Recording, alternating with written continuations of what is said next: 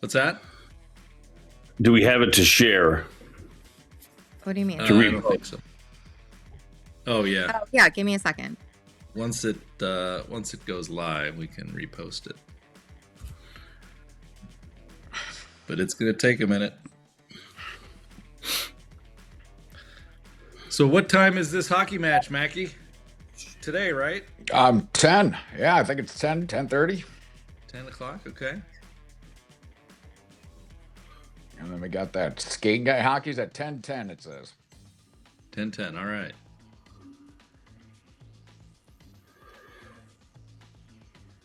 And then the quad god, that freakish, freaking speed skater.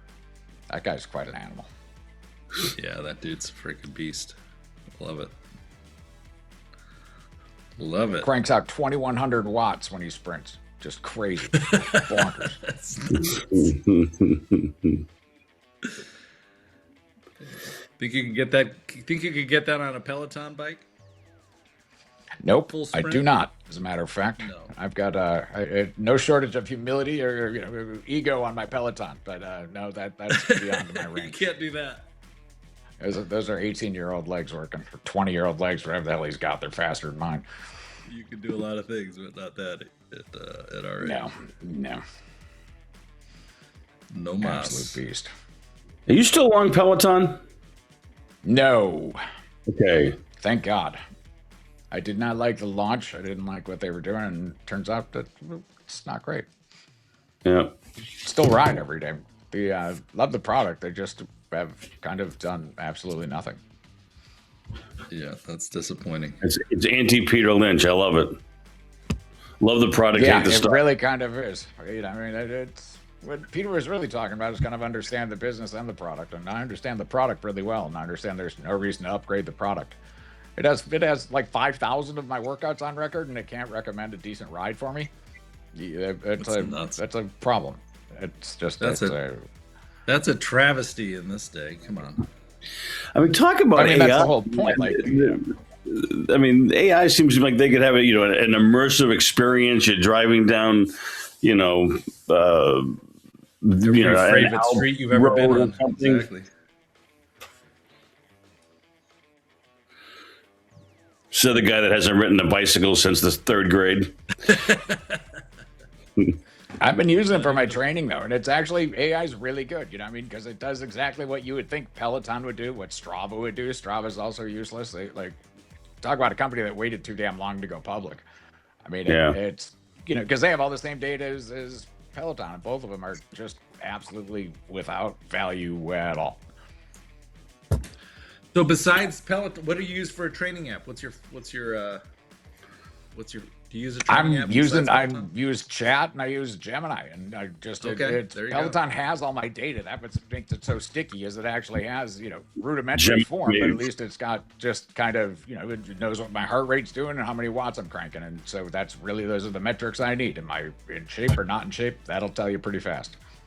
And Yep. so then I just keep it on an ongoing basis. This is what I did. This is the heart rate I held, the watts I did, and it recommends actual useful training as it gets to know you. Peloton, since I don't take any off days, it just kind of suggests every day I should maybe do an off day.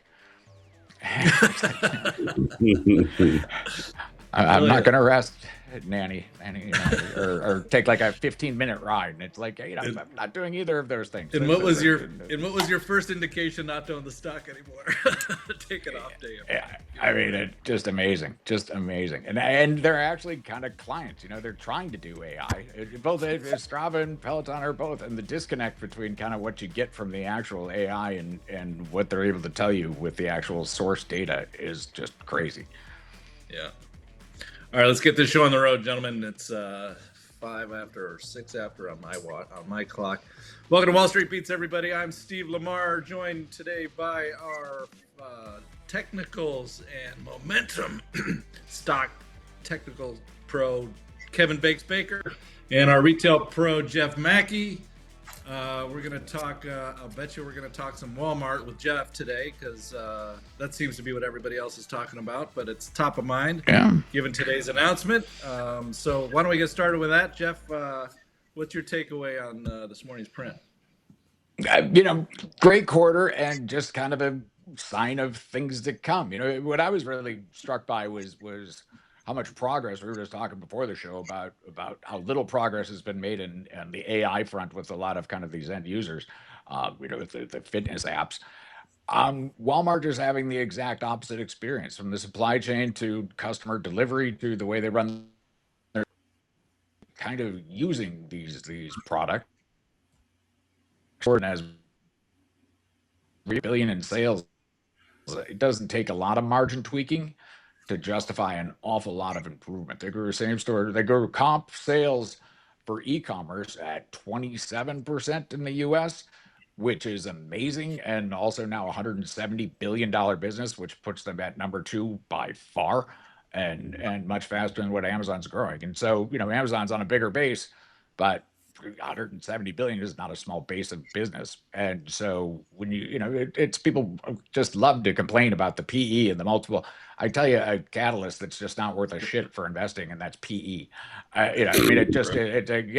So noted. I'm not buying the bottom. I understand that. But I think there's going to be a whole re-rate that goes on throughout the retail ecosystem that's going to be just like we saw with the dot-coms. I haven't seen something kind of this big since really at least in 10 years, when the mainstream stores figured out how to be e-commerce. Lululemon was probably the first kind of specialty store that was built from the ground up to be e-commerce friendly and stores. And you're going to see in discount and kind of these big boxes an application of AI that's going to improve their supply chains. It's going to improve the way they run their stores, and it's going to make margins better. It's what AI does really well is it kind of just culls all the information online and figures out sort of what fits you. And you have to use that directly, and it's agentic shopping is what they call it from the store basis. But that's what Walmart's using. And you combine that with their scale, they're able to get deliveries in 3 hours or less to 95% of the country. That's just impressive. And they're able to do that as they revamp their stores, all of which is being done on a 30 billion. I'm not missing a zero there. 30 billion, which represents a big, it's a whole different world. So why do they have higher multiples? Well, I don't know. They're not launching rocket ships and just doing a bunch of bullshit that may or may not ever pay off. They're doing real things that actually drive margins. And so it was a good quarter. People wanted to kind of crap on it. It's up $3. That's kind of how discount world works. But if you look at them, Target, Costco, they're all having great years. It's you don't get on the cover of GQ talking about these companies, even though I should be, because I'm drinking Handsome sauce. But what you do is you make money. And so they're having a great year and a great run, and kind of deserve it because they're just a good company executing well. Are they going to trade at 40 times, 50 times earnings forever? Probably not. But again, my rocket launch risk is zero, and my CapEx is fine, and they don't need to go out and raise a ton of money to pay for these innovations. And it's going to change the way people buy stuff, which means you're going to have a jump ball that's going to run all through the entire ecosystem of retail. It's going to be a re-rate for the entire group, just like we saw with the dot-coms and the companies that have, the Macy's of the world, when they pretended to be online for like 10 years before they actually bothered to build it out. It's going to happen again, where you're going to see some of these companies are just not going to be able to keep up. And that's going to be the question for the Targets of the world, because it's going to become cheaper, obviously, to be an end user than it is certainly to launch the products. But the application of agentic shopping and supply chain management and customer training and just following the inventory. Walmart sells, I think, 200 million goods between marketplace and actual stores now. So keeping track of that, super hard. But if you can do it and get it to people's house in 2 hours, holy crap, that's a really good business. So, Jeff, you're thinking a lot of these retail stocks, especially the ones like Walmart, start getting re-rated higher on multiples, even though some of them are, you could argue, pretty up there already. Just they're up there already. We've seen it already. Just because the risk factor is so much lower. I mean, it's 30 billion CapEx. They're redoing the stores. The stores are going to be more efficient. Just automatically. I mean, they're just able to go out there and redo their entire chain. They have 4,700 stores, so they're all over America, and they're just going to streamline the process. Walmart retail's always been distribution. Sears sending out freaking just phone book size catalogs and being the first real online merchant. That was just a function of really the railroad system, really just the U.S. postal distribution system becoming more efficient. That's what happens all the time. Walmart itself, along with Target and Kmart, rest their souls. It's just a function of kind of the suburbs coming out there. You see these cycles that the end user is going to be the consumer, the end beneficiary of all this AI ultimately has to be the consumer, or else all these companies dumping money into it are wasting their freaking time. And it just because 70% of the economy goes through the consumer, so selling stuff more efficiently is a big deal. And it's going to be dumb at first, just like it was with .com, just like it was in the days when KTEL Record says, oh, now we're KTEL.com, and the stock went up 180%. It'll be that kind of stupid at first, I would expect. But again, long and short or indifferent, this is going to be happening. And this is going to be where it's going to be the next level of just buy the Mag 7 and sit around. We're through that. That's over now. Now you got to see actual things happening, and things happening looked like a company that was doing $150 billion online, pumping that up to 107 next year. Those are real dollars. And so Walmart's a safe bet. We've already seen a re-rating. We hear from Target in a couple weeks.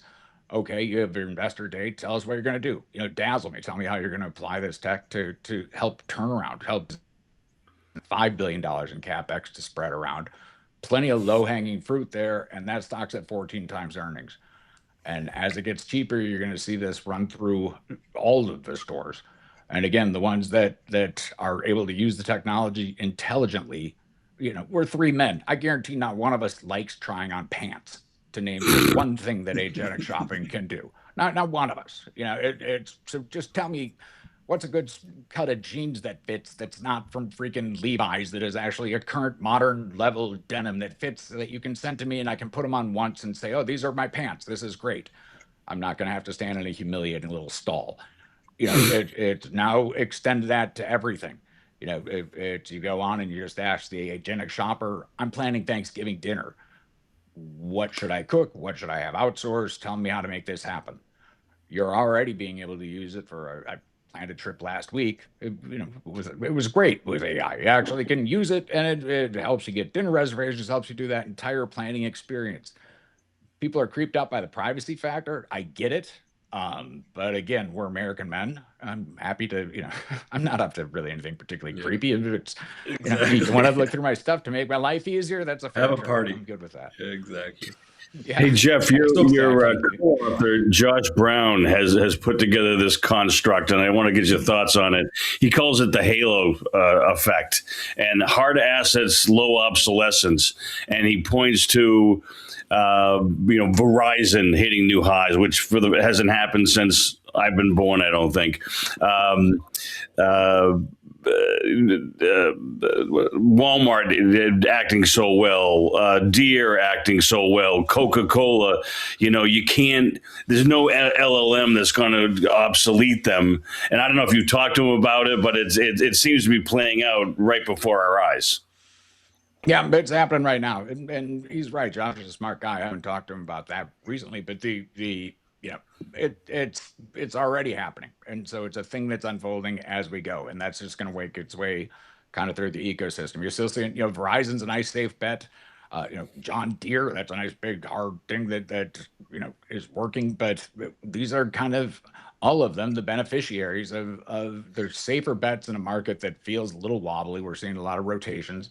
It's not a full disaster out there, but it's been a tough year if you're just long the same kind of usual suspects and sticking by your guns with that. But plenty of boring stocks have done real well. I don't buy my stocks for my entertainment. I make money for my entertainment, and then I go pay for entertainment. And so it's nice. It's something to be said for hard assets. Just buying nice boring stuff that you can go out and see and experience, and then sleep at night. Works out real well. Yeah, boring might not be so bad for the next 9 to 12 months. Right on, man. Let everything else cook for a while. We'll see how it's exactly. I honestly see how all this CapEx got plays crabbed out for it. Right. I mean, it's Amazon didn't have enough retail as far as I was concerned, and I think Walmart's a tech company because they're end user for it, and they're pretty open about it. They're going to let the tech companies be tech companies, and since they're an enormous client, it's incumbent on them to say, okay, Yep. companies, you fuel our freaking They've got a little chat leverage. shopper. Yeah, Yep. we're gonna pick one of you. We're the hugest retailer on earth in terms of stuff we sell. Everyone's making a big deal about Amazon being bigger, kind of, but in terms of selling stuff, no one does more of it than Walmart. They've been treating vendors that, with that kind of smug dispatch that you get from being the 900-pound gorilla. And they'll do that with this as well. And they're going to be the beneficiaries. And as that price comes down in terms of being the end user, it's going to translate into margins. It's a full re-rate to the retailers. As Walmart and Costco are getting so much better at this, is Amazon share at risk? Is that, I mean, it's gotta naturally take away from Amazon. They're taking Walmart's taking real share. Not everyone is doing that just yet, but that's $170 billion that's a real store. That's 170% of a Target. That's a real business of e-commerce that Amazon just went out there or Walmart just went out and snatched. And so, it's Walmart makes 2/3 of their profits from AWS, so they don't seem to care that much. But Right. When you're on the calls with Amazon, again, they're spending $200 billion, and it includes rocket launches and making chips and all this kind of stuff. They are historically unbelievable deployers of capital. So, Godspeed. I mean, it's not really a short thesis to say these guys are good at stuff, but it's a much cleaner story to say, listen, we're going to strip out freaking 30% of the cost of our distribution centers because we don't need as many people because we're able to just kind of do e-shipping now. 60% of the Walmart stores take in stuff without touching it. Yep.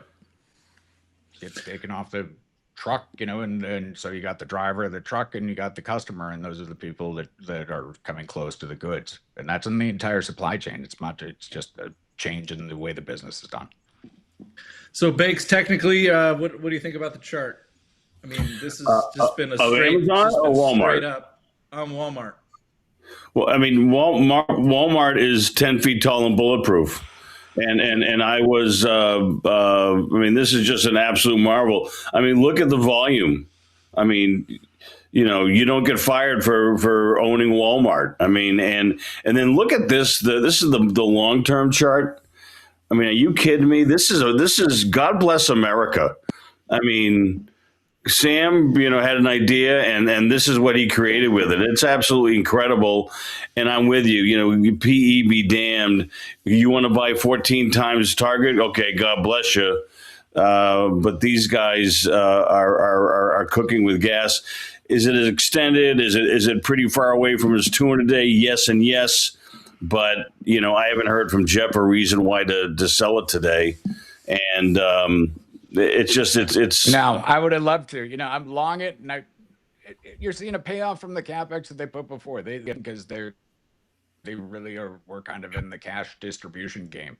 But over the last 5-6 years, they've gone to kind of just putting more money into the stores, and they've spent it really smartly. It's about how these companies allocate their capital. Target's chart looks pretty good from the last year. They've got a really nice kind of base there. It's at 105 at 90. They hold on to that. They've got their investor day on March 3rd. We'll see how they do. But it's you're able to turn these companies around and kind of build momentum in ways that you weren't 10 years ago. But the opportunity is just as big. It's just as big as when they went to online. That was a huge deal. Brian Cornell did that 10 years ago. Target went on an absolute heater for about 5 years, and then they hit the wall. This is another opportunity for them to if they're going to go on a heater, it's going to start kind of in the next month. Jeff, when was the last time they had an investor day? Target, they have them every year, but normally they're just depressing and terrible, and they talk about celebrate different groups every month of the year. That generation of Target's over, so there's a new sheriff in town, and his name is the CEO is. What's that? And his name is Reggie Hamlin. Sorry, I'm going. Yeah, no, I get it. It's a 48 hours reference, man. And my comparison was like I wanted him to come in like Michael Corleone and shoot the heads of the five families to announce his presence and be there with authority. And he kind of did that. He kind of did a lot of the changing the guard. The concern, and you can see many gaps down in the target chart, but last August when they announced that they were hiring from within, the concern was that he was going to be a lapdog of the old guy, and that we were still going to see this kind of persistent effort to be more than just a company that sells stuff to people. Which is if you're a discount store, you sell to everybody. That's how you do inclusion. Is everyone who respects your store is welcome to shop in your store. Which seems like a liberal idea. I'm not sure how they got lost in other crap, but they'll get some pushback from that. But there's just so many things they can do that are just smarter retail. Again, at 14 times, it's. I don't like catching falling knives, but you know what? I think that they can just do so much better with the store base they have that it's not going to take much. All right, Banks, what do you got? What are you looking at this morning? Well, I heard you want to look at some CrowdStrike and some Robinhood and a couple other names. Well, no, I mean, Amazon was my segue because of Jeff saying this morning, apparently at 3:00 California Peloton time, that he wanted to talk about Walmart, and I wanted to talk about Amazon because Amazon, this is not a pretty chart at all. You got a double gap down here. Come on, baby. Here we go. Very slow today for some reason. But you're holding this 197 level. And, and I just want to hear from Jeff because he's forgotten more about this than I know. I've been hearing from Scott Galloway and some other people about, this is the AI play. And the margin expansion you're going to see is going to be mind-numbing. Okay, my terms, not theirs. When does it start, Jeff? Do we have this last quarter we're going to hit the 200 billion CapEx number, and then from now on we don't shock the street, and then we see the margin expansion in the next quarter, 2 quarters, 3 quarters. When does the margin expansion become manifest? I would like to see him do better in retail, which, I'd hate to be kind of the one sounding guy, but use your own doctor, kind of cure yourself is what's going on there. They're really not applying those efficiencies to their store operations. They still deliver really fast, but they suck at physical retail, and they've let Walmart kind of come into their sandbox and push them around a little bit when it comes to online commerce. They make most of their profits in AWS. They make most of their profits in other stuff. That's all well and good. They sell $500 billion worth of product. So just like you see with Walmart, I want to see them get their house in order, and that'll go a long way to kind of assuaging the group, whether they had that 197.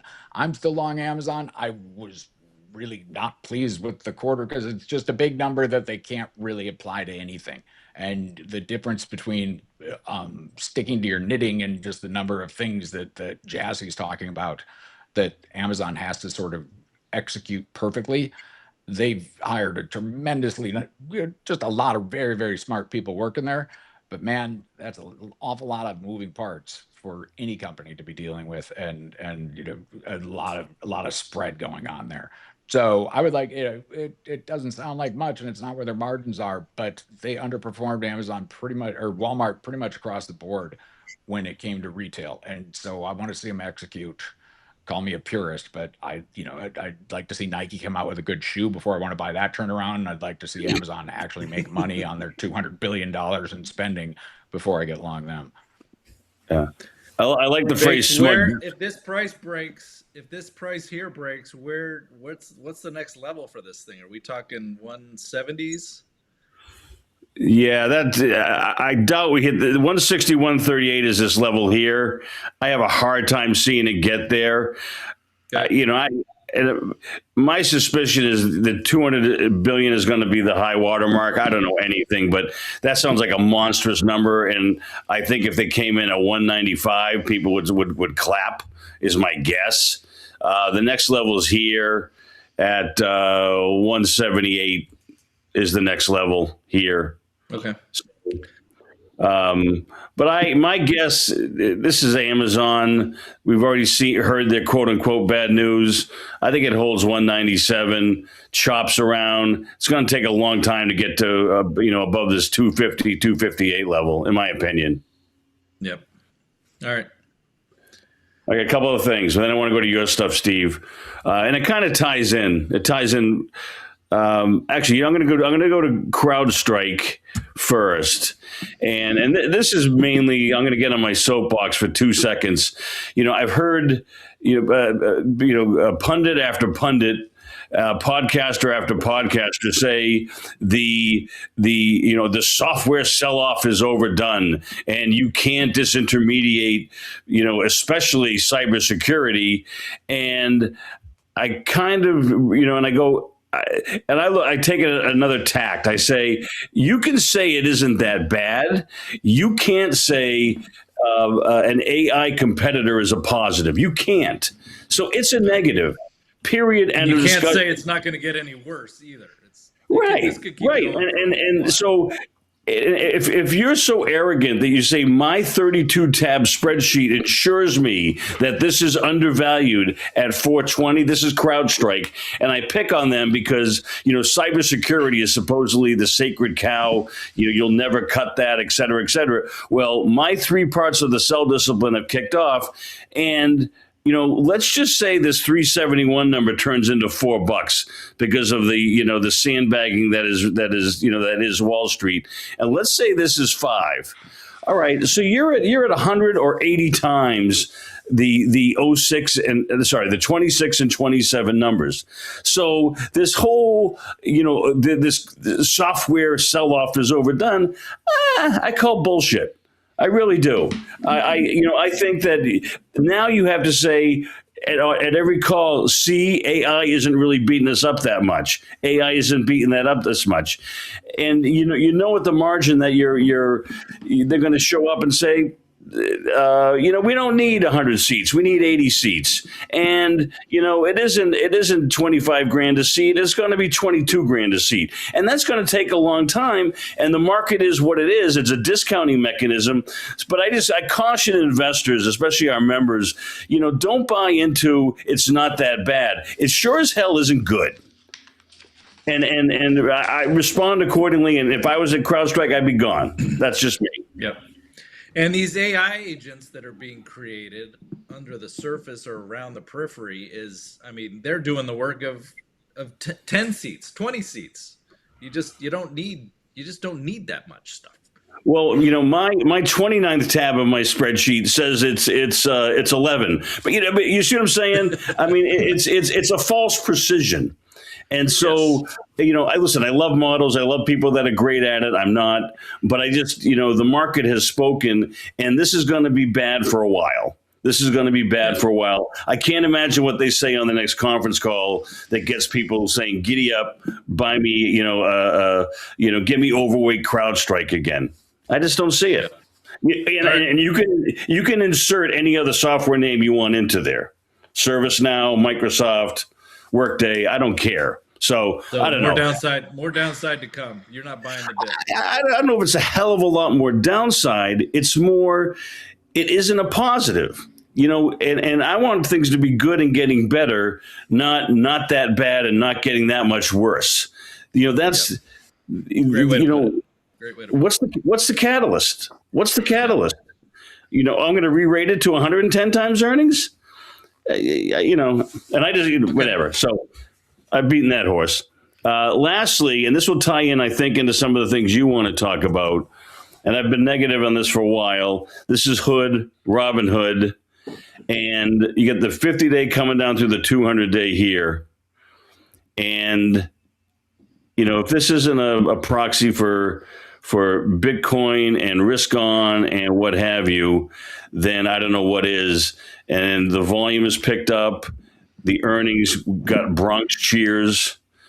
I mentioned how much I like the phrase "smug dispatch." Right? That's a well-turned phrase, Mr. Mackey. This is a problem, and I think anything to do with I'm going to say it. Anything to do with crypto is this is the moment of truth. in my opinion. And we can talk about, Bitcoin and what have you, but this is taking on water. And you need to see a V-shaped recovery in Bitcoin, I think, to make all these things worth. Kathy Wood, ARKK, ARK, Coinbase, certainly Circle, which is dead. But Robinhood, I think, is the poster child. And I think the retail investor is taking it on the chin, and it's crypto being down is a negative, and you can say it's not that bad, but it sure as hell isn't positive. Yeah, and I think it ties into exactly what you and Jeff were talking about earlier about just the rotation out of this high-flying, crazy PE, chips and rockets stuff into more safe, stable, I can sleep at night stocks. Just why be in this risk on trade right now? It hasn't been working all year, and it doesn't look like it's going to start anytime soon. And all you got to do is look at Bitcoin, and tells you everything you need to know. That thing's down almost 50% from the highs. Yeah, and I don't have 66 today. There's just kind of an endless bid, just kind of, or an endless offer. Just it's people want to buy it, and no, it's back above 70. I don't give a shit if it's back above 70. It's just it's not a complicated chart. No. I made the mistake of clicking Michael Saylor in my feed, and so he shows up about every 11 seconds. I should have clicked on Sydney Sweeney. 4855. This is the Grayscale Bitcoin Trust, and this is the longest ETF that's been out there owning Bitcoin. And I've got a corresponding Bitcoin level for you too. But I mean, the relative strength is 11. This is clearly rolling over. I can't hear a narrative that says we're going to buy this, other than we've gone through. They're basically saying there've been crypto winters before, and we got frostbite, but we always survived it. Pete Townsend might call me with a lawsuit on that one. So 4855 on Grayscale, I'm watching like a hawk, and then on Bitcoin itself, I don't have a chart, but 64,856 is the corresponding low. And my guess is that if you see a print at 64,840, you're going to see a waterfall. And even though it's down so much, Doesn't Saylor have problems under 65? In terms of I haven't. He's underwater apparently at 77, and I haven't looked at all his offering memorandums and prospectuses and the financials as to when he has margin calls and he has to cough up Bitcoin. I think they might have to take his office by storm to get him to sell Bitcoin. I don't know if he would do it voluntarily, but it doesn't matter. I mean, there's a big problem here. Now, I can't, could there be those margin clerks? I don't think have ever had to go chase down a cold wallet.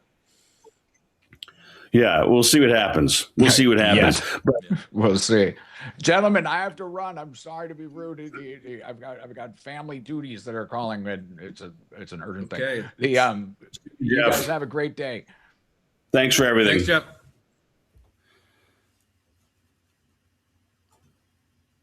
You want to cover your rest of your stocks, Steve, real quick? Yeah, I just want to get your thoughts on. We're seeing volatility pick back up in the markets. I just want to get your reads on the SPYs and the Qs and the Russells of the world, which everybody owns either directly or indirectly through their 401ks, et cetera. This is weakest to strongest. We're starting to be worried. And the SPY doesn't look that weak. I mean, we're 3%, 4% off the highs. And if you told me, if this was the given all the software that's in here, I'm amazed at how well this is holding up. And it's holding up because people are going into Deere and Verizon and Walmart. Yep. But look at this. I mean, this is a little ugly, but it's not atrocious. Yep. So, frankly, I was kind of surprised. Where do you start getting nervous? Is there a place on that chart where it breaks that you start to say, okay, we might have we could have a 5-10% move from there? 650, and that's 6,500 on the S&P, give or take. Here's the prior low back in November, and it's also the 200-day. And a close below there, I think, would be a problem. Got it. I think would be a problem. All right. So that's 35 points, 4%, 5% away. But let's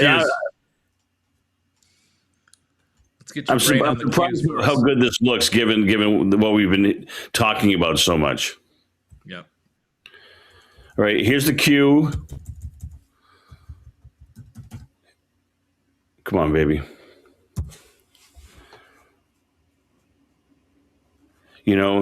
And this looks a little worse, because of software, right? Yeah. But yeah. I mean, again, this is atrocious, and it's the same kind of thing. 580 is the number here. All right, you close below 580. That's the prior low in November. It's not too surprising because the tech is such a big part of the S&P too. So that's a level I'm looking at. You can see the volume picking up on the downside. Yeah. Again, not monstrous. Look at the relative strength. So it's just we're seeing that rotation. We're seeing the rotation into the groups we're talking about. And if you're hugging the index, then you hug it on the way up and you hug it on the way down. And so but it's got to be cautious. pretty frustrating. Yeah. And then lastly, the IW. Russell seems to be where everybody's hanging out. And you look at this IWN. Look at the relative strength. It's holding up really nicely. Yep. And I don't see, the volumes, kind of equivocal. But these are nice staircases: 252, 258, 271. And so it's their time. And I don't know if it's the small banks. It might be the small banks that's part of it. The biotechs acting better, and maybe a smaller percentage of technology that's in here. But this is getting the money. Money. But I mean, for anybody that's overly bearish, those charts aren't overly bearish. They're not. Okay. Not yet. Okay. All right. So we're constructive still.